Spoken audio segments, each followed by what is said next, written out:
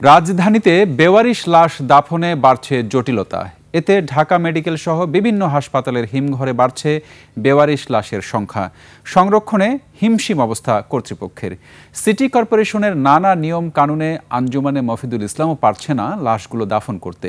তবে জায়গার অভাবে বেওয়ারিশ লাশের 3 ভাগের 1 ভাগ দক্ষিণ সিটি ও বাকি 2 ভাগ উত্তর সিটিতে দাফনের সিদ্ধান্ত হয়েছে। সিরাত আল মুস্তাকিমের রিপোর্ট। রাজধানীর বিভিন্ন হাসপাতালের মর্গগুলোতে জমেছে বেওয়ারিশ লাশের স্তূপ। বিশেষ করে ঢাকা মেডিকেল কলেজ সহ অন্যান্য হাসপাতালের হিমঘরগুলোতে ধারণ ক্ষমতার অতিরিক্ত লাশ থাকায় তা সংরক্ষণে হিমশিম খেতে হচ্ছে কর্তৃপক্ষকে। ঢাকা মেডিকেল কলেজ হাসপাতালের মর্গের দৃশ্য এটি। এখানে বেওয়ারিশ লাশের সংখ্যা প্রতিনিয়তই বাড়ছে, যা মর্গের ধারণ ক্ষমতাকে ছাড়িয়ে গেছে। পরিচয় শনাক্ত না হওয়া এসব লাশের দাফনের দায়িত্বে রয়েছে বেসরকারি সেবামূলক সংস্থা আঞ্জুমান মফিদুল ইসলাম। তবে সংস্থাটি বেওয়ারিশ লাশ দাফন করতে গিয়ে পড়ছে নিয়ম কানুনের বেড়াজালে।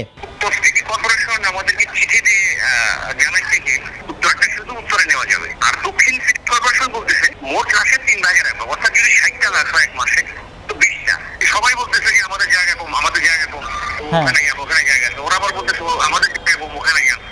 বেওয়ারিশ লাশ দাফনের জন্য ঢাকা দক্ষিণ সিটি কর্পোরেশনের আওতায় রয়েছে জুরাইন কবরস্থান এবং ঢাকা উত্তর সিটি কর্পোরেশনের আওতায় রায়ের বাজার শহীদ বুদ্ধিজীবী স্মৃতিসৌধ সংলগ্ন কবরস্থান।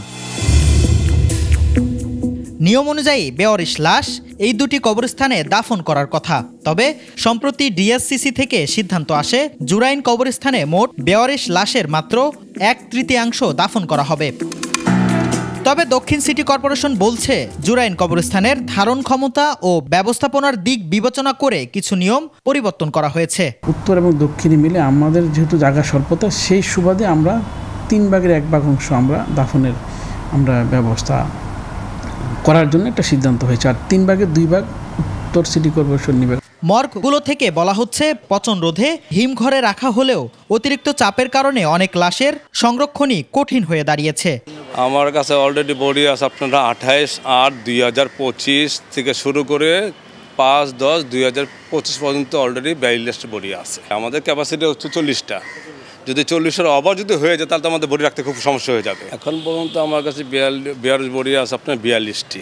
এই সংকট কেবল ব্যবস্থাপনাগত নয়, এটি মানবিক দিক থেকেও সংবেদনশীল। প্রশ্ন হলো কবে ঘটবে এই জটিলতার অবসান। সংশ্লিষ্ট কর্তৃপক্ষ দ্রুত একটি সমন্বিত ও স্থায়ী সমাধানে না পৌঁছালে আরও গভীর হতে পারে সংকট। সিরাত আল মুস্তাকিম, 21 টেলিভিশন, ঢাকা।